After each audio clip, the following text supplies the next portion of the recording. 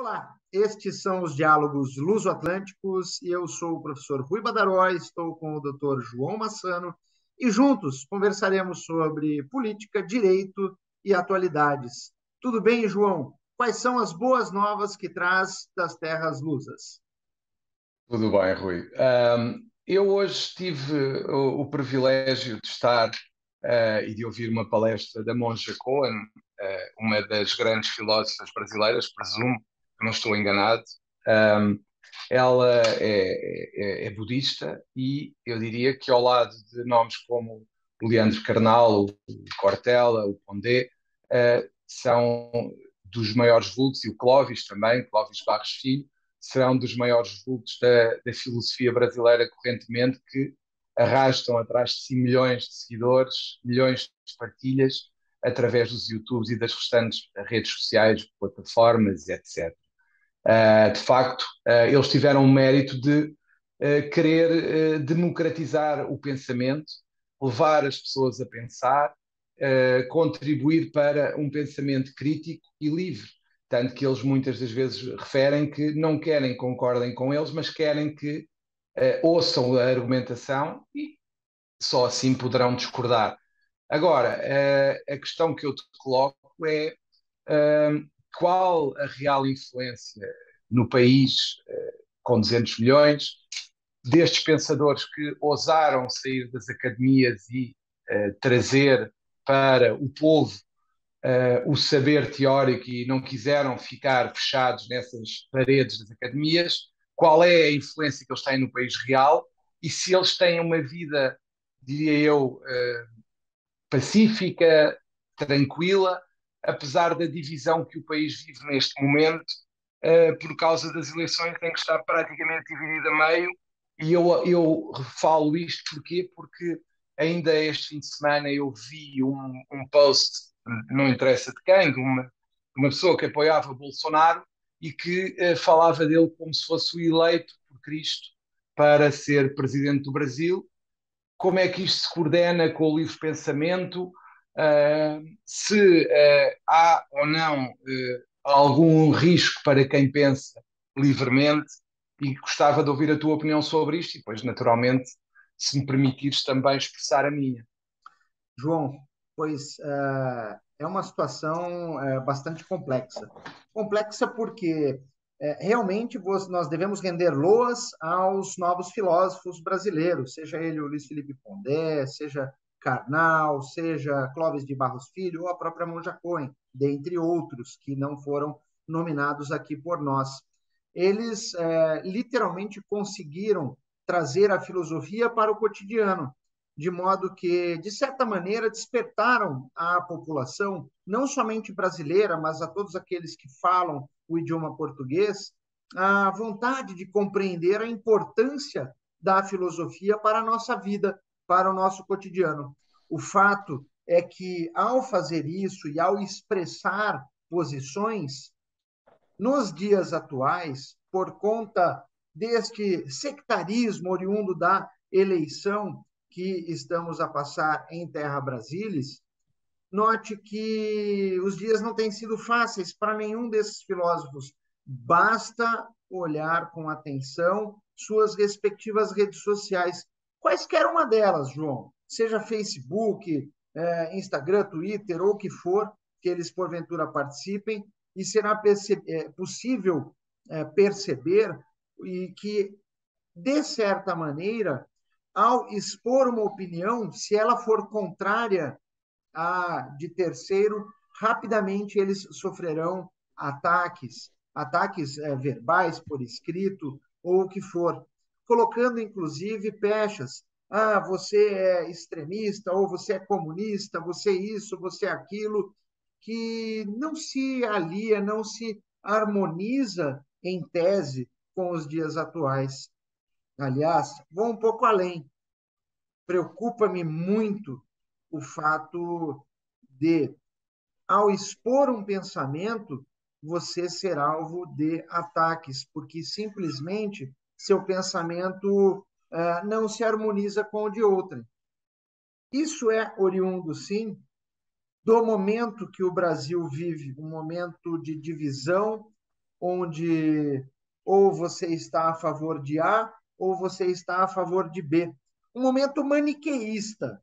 Ou você é do bem ou você é do mal. Ou você está do lado do bom ou você está do lado do mal. Não é isso que queremos para o Brasil. Aliás, não é isso que eu quero, João, para o mundo. Nós não podemos agir de forma simplista e entender o mundo como algo maniqueísta, dividido em dois lados tão somente. O ser humano é complexo per se. E esta complexidade é a maravilha que nos torna seres humanos.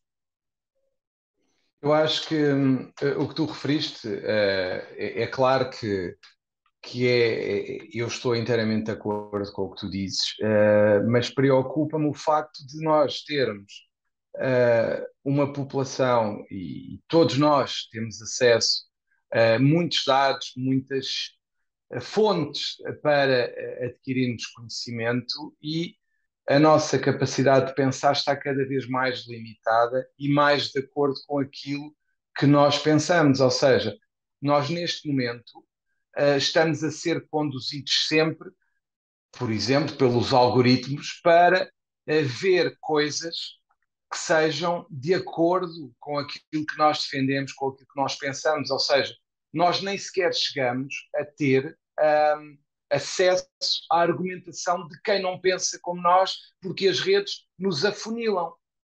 E nós acabamos também, quando aparece alguém com quem não concordamos, de quem não gostamos das posições, uh, até nós bloqueamos essa pessoa se for preciso ou afastamos-la da nossa rede.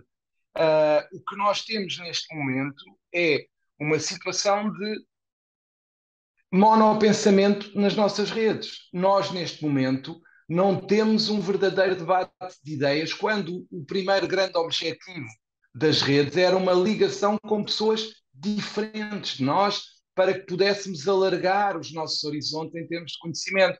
O que nós verificamos é que o nosso mundo cada vez fica mais só da cor que queremos e não de todas as cores. Nós estamos a ser conduzidos para uma monoteoria, excluímos quem não concorda connosco. Portanto, nós nem chegamos a ouvir a argumentação de quem discorda de nós, quer pelo algoritmo, quer pela nossa própria postura nas redes. E como nós, neste momento, discutimos essencialmente, dialogamos essencialmente em termos virtuais, a grande parte da população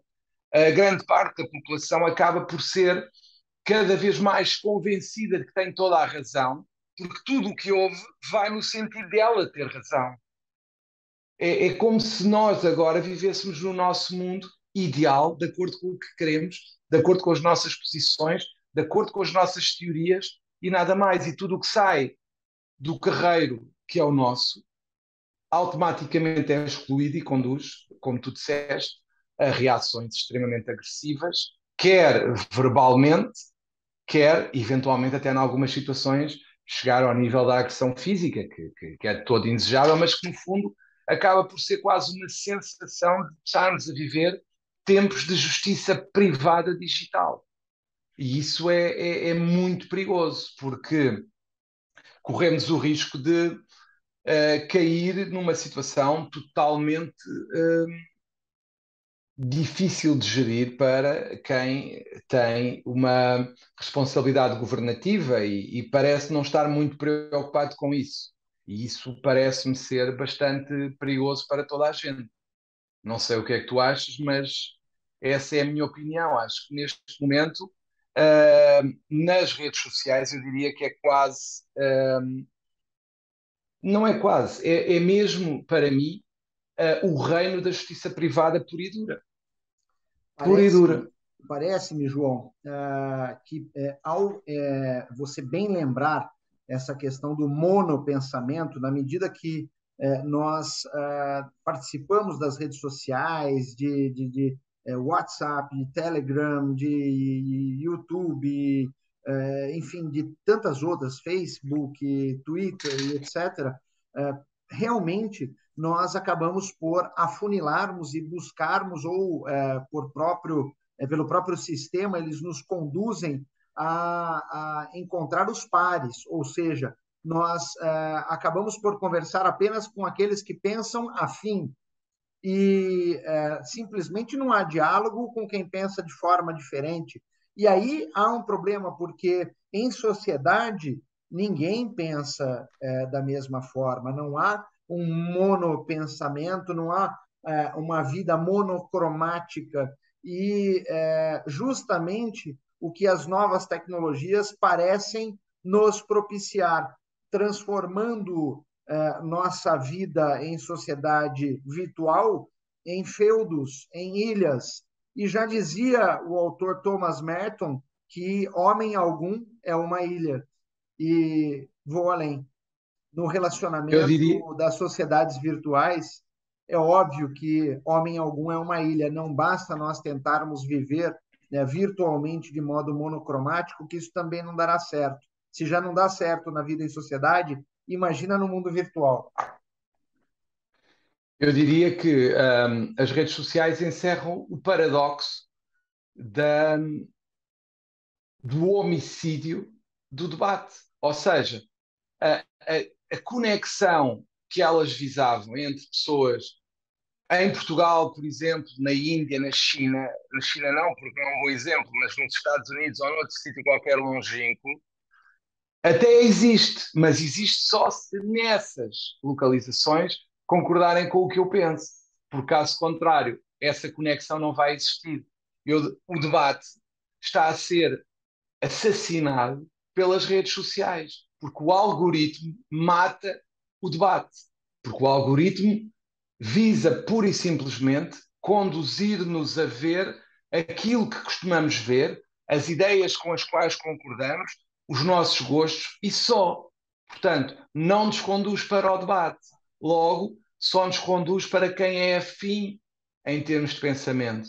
E isso é precisamente o paradoxo das redes que visavam a conexão, são o maior polo de desconexão ideológica, no sentido de ideológica controvertida, pensamento livre.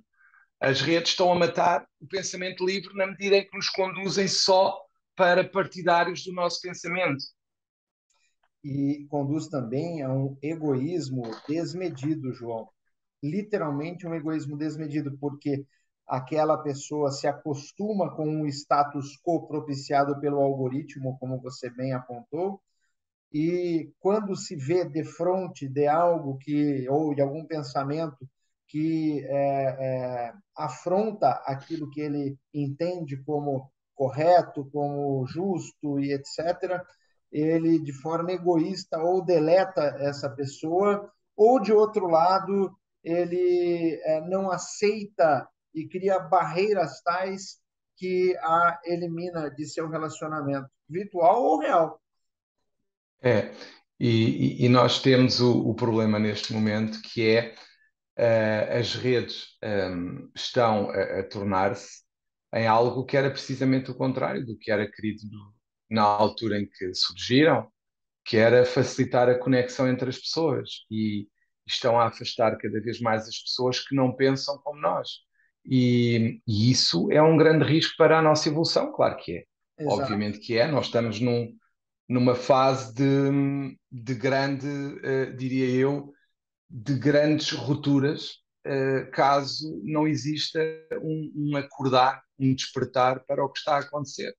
E é isso que deve preocupar-nos a todos, quando nós temos pessoas que, como tu disseste, só porque pensam pela sua própria cabeça, não são muito bem vistas no Brasil ou por uma parte do Brasil. Isso diz tudo. Voltamos a uma perseguição ideológica. É isso. João, E eu aproveitava, se calhar, oi, diga, diga. não sei se queres acrescentar alguma coisa. Não, eu ia dizer justamente que este é um assunto que nós podemos nos debruçar mais vezes e em cada momento trazer perspectivas em momentos diferentes.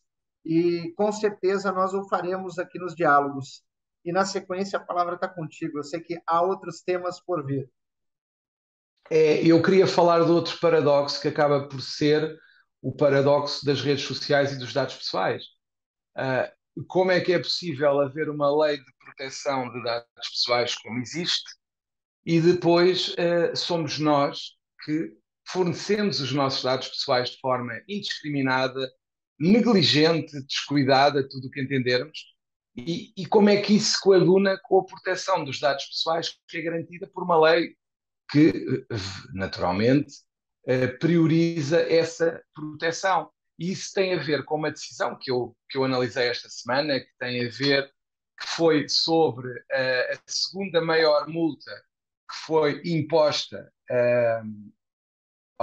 à Meta, porque, e aqui estava em causa o Instagram, houve uma multa recorde de 405 milhões de euros imposta pela autoridade irlandesa para a proteção de dados, porque houve a violação do tratamento de dados de menores, porque foi entendido que não haveria proteção suficiente para chamar a atenção dos menores, para evitar que eles veiculassem dados pessoais que são utilizados por quem não tem boas ideias e não está de boa fé, podem ser utilizados em prejuízo do próprio menor. Isto levanta a questão de, até porque é a primeira decisão na União Europeia sobre os direitos de proteção de dados das crianças, levanta uma grande questão que é, por um lado temos o paradoxo de nós próprios e sermos os fornecedores de dados pessoais às redes,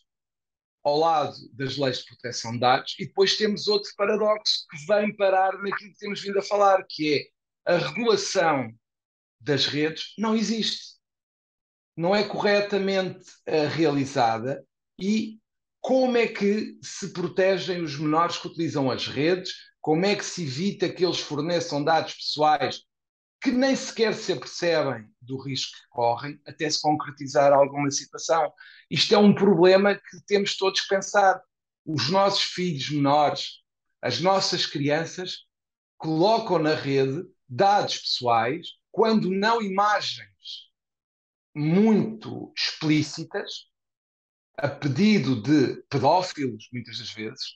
Como é que nós vamos proteger as nossas crianças e como é que vamos impor aos fornecedores, às redes, às plataformas, às metas desta vida, como é que lhes vamos impor a obrigação de proteger os dados dos menores e de criarem mecanismos de proteção desses dados, de forma a que as crianças não possam, não consigam colocar esses dados na rede. Essa é uma questão que não existe solução neste momento. Houve aqui esta punição. Agora, como é que isto se faz na prática? Porque as nossas crianças estão desprotegidas na rede, em tenra idade, sem conhecimento real do alcance daquilo que estão a fazer nas redes. Esta multa é importante, mas agora é preciso compreender como é que se vai impor a estes gigantes tecnológicos que, para além do lucro, se preocupem também